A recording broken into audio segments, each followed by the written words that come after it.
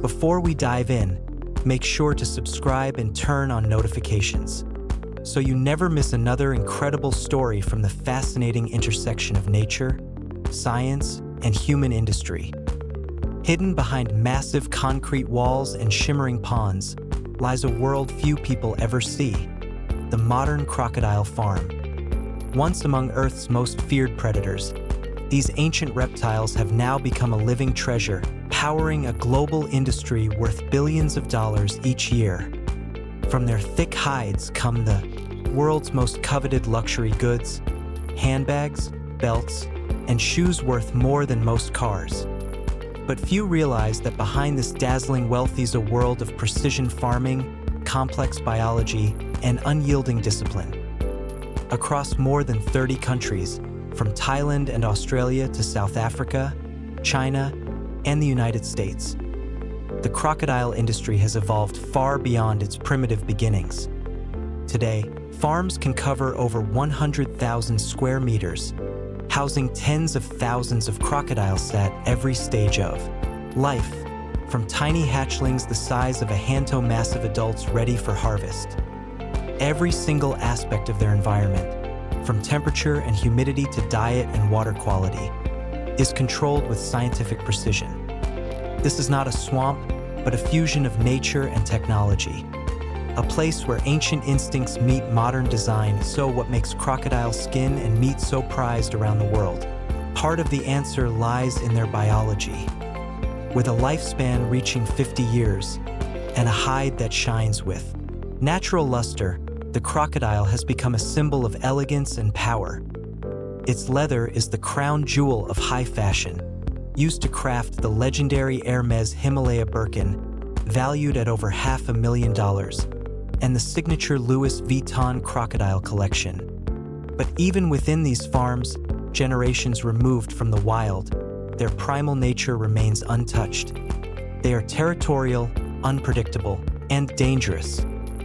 Managing them requires not only advanced infrastructure but also courage and experience, a delicate dance between human control and animal instinct.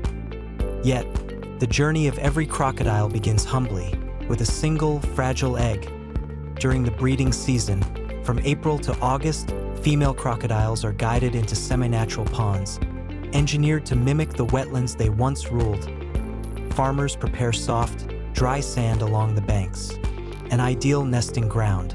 When the female feels safe, she digs a pit about half a meter deep and lays between 20 and 80 eggs. This time, she becomes extremely protective, ready to attack anyone who dares approach. So when the moment comes to collect the eggs, farmers must move swiftly and silently, often separating the mother first to avoid confrontation.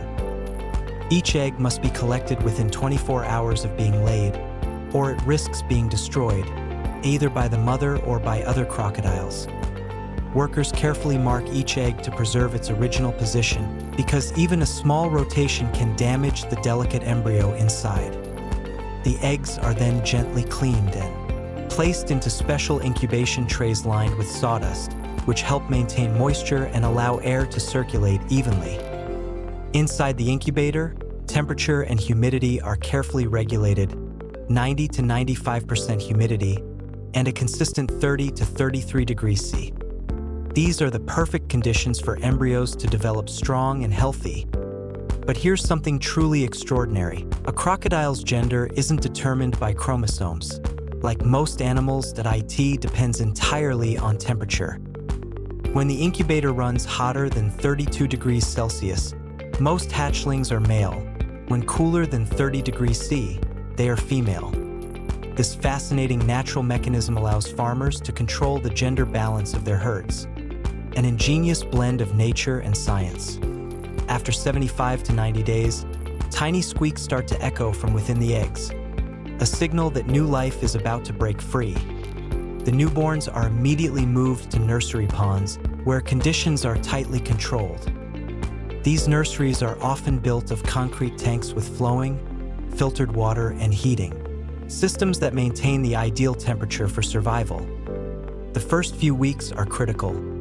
Stable warmth, clean water, and careful feeding routines can mean the difference between life and death in their early months. The hatchlings are fed small fish, chicken, and high-protein formulated feed. They eat once or twice a day, at fixed times, to help establish a consistent rhythm and prevent aggressive feeding behavior. As they grow older, feeding drops to just 2 or 3 times a week. This not only saves cost but also improves the quality of their meat and skin. Reaching full size takes about 2 to 3 years. During this time, each crocodile's diet, weight, and skin condition are meticulously monitored. If their meals exceed 10% of their body weight, they risk obesity and digestive problems. If underfed, they grow slowly and develop tough, uneven hides. The goal is balance to produce healthy, well-muscled crocodiles with flawless skin that meets the world's luxury standards. And after years of patience and precision, the results finally emerge. Thousands of gleaming reptiles bask under the warm sun, their scales shining like armor, each one a small fortune waiting to be harvested. What began as a primitive trade has become a model of modern agriculture, where nature's fiercest herbivorous transformed into one of humanity's most profitable creations.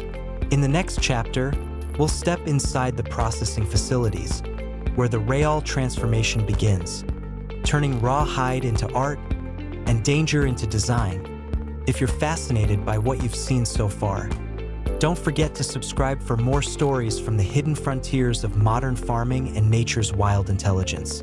Highlights of this version. Once a terrifying apex predator, the crocodile's journey from farm to fashion is as complex as it is controversial. When the animals reach full size, they are carefully selected and prepared for processing, a stage that demands precision, strength, and, above all, respect for both safety and ethics. At this stage, each crocodile is rendered unconscious for a few minutes using specialized humane methods, a strong impact to the skull, a spinal puncture, or more commonly today, electric stunning. The goal is not to harm the animal unnecessarily, but to ensure it loses consciousness and remains still during transport and handling. This prevents violent reactions, protects workers from danger, and, importantly, keeps the meat and skin unblemished, the two most valuable products of the entire operation. With animal welfare standards now under tight global scrutiny, most modern crocodile farms have transitioned to the electric stunning technique, which renders the animal unconscious instantly, eliminating pain and reducing stress. Once immobilized, workers swiftly secure the jaws and limbs before transporting the crocodile to a specialized facility designed for maximum safety and hygiene. Hundreds of crocodiles are processed here daily, each categorized by size and purpose, some destined for the meat market, others for the luxury leather trade. Inside the processing facility, workers equipped with sharp, sterilized blades perform the final act. The process begins with a swift, precise cut through the carotid artery or spinal vein, ensuring a quick and humane death while minimizing suffering.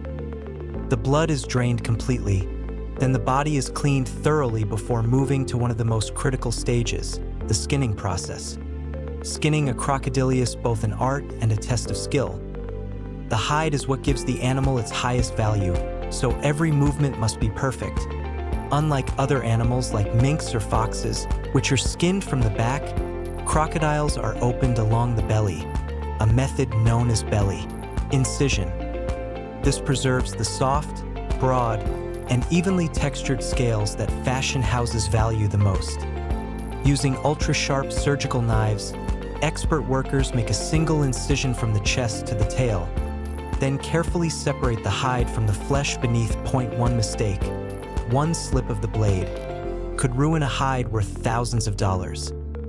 Each finished skin typically measures 1 to 1.5 meters long and can sell for anywhere between a few hundred to over $10,000, depending on its size, smoothness, and symmetry.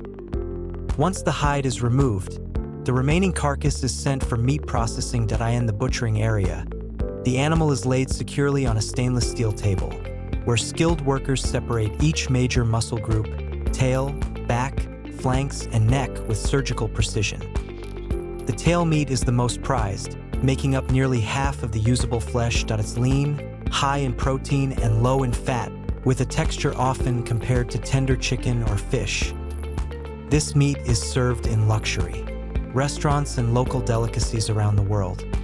But the most valuable part, and the one that determines up to 80% of the crocodile's price, is still the hide. Preserving it perfectly begins immediately after removal. The skins are first washed in high-pressure cold water, removing blood, fat, and debris. Then comes the meticulous step of fleshing, where every trace of fat and connective tissue is scraped off to prevent decay. The hides are preserved using one of two methods: dry salting or deep freezing at temperatures between -18 degrees Celsius and 25 degrees Celsius. Freezing is often used when the tannery is located far from the farm, ensuring the hides remain intact during long transport. These preservation techniques halt bacterial decomposition and keep the skin's natural patterns and texture pristine until it reaches the tanning plant. Once delivered, each skin is hand-graded by trained specialists based on size, scale uniformity, thickness, and defects. Only the finest pieces, the ones with flawless bellies and perfect symmetry, move on to the next step: tanning. This phase can last 5 to 20 days, depending on the desired quality.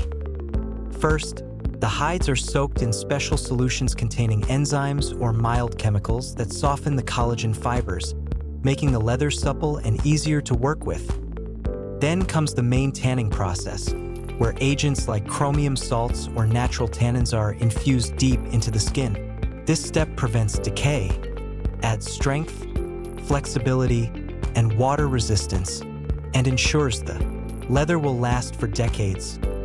Next, the hides are sent through precision shaving machines to achieve the ideal thickness, typically between 0.8 and 1.2 millimeters.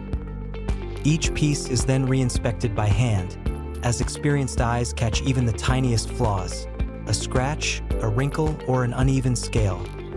Only those that meet the highest luxury standards are approved for coloring and finishing. Here, art meets science. Depending on brand requirements, crocodile leather may be dyed in rich uniform tones, given metallic or gradient effects, or hand-finished to produce marble, pearl, or aged textures. Dyeing is often done manually or semi-automatically to preserve the natural pattern of the scales. Finally, the leather is polished and conditioned, sometimes by hand using traditional oils or smooth stones, giving it a unique softness and glow that no machine can truly replicate. To finish, the hides are pressed, sealed, and lightly waxed for protection and durability before undergoing one last quality inspection. Each piece is then carefully packed and shipped to the world's top luxury houses: Hermès, Louis Vuitton, Gucci, Prada, where master artisans transform them into handbags, belts, shoes, and accessories that can cost hundreds of thousands of dollars each. From muddy ponds to marble showrooms, this is the crocodile's extraordinary transformation, from prehistoric hunter to symbol of modern luxury. It's a process that blends ancient nature, human craftsmanship, and ethical precision into a story of survival, adaptation, and value. If you found this journey as fascinating as we did, don't forget to subscribe for more breathtaking stories from the world of modern agriculture and hidden industries. Thank you for watching, and we'll see you in the next episode.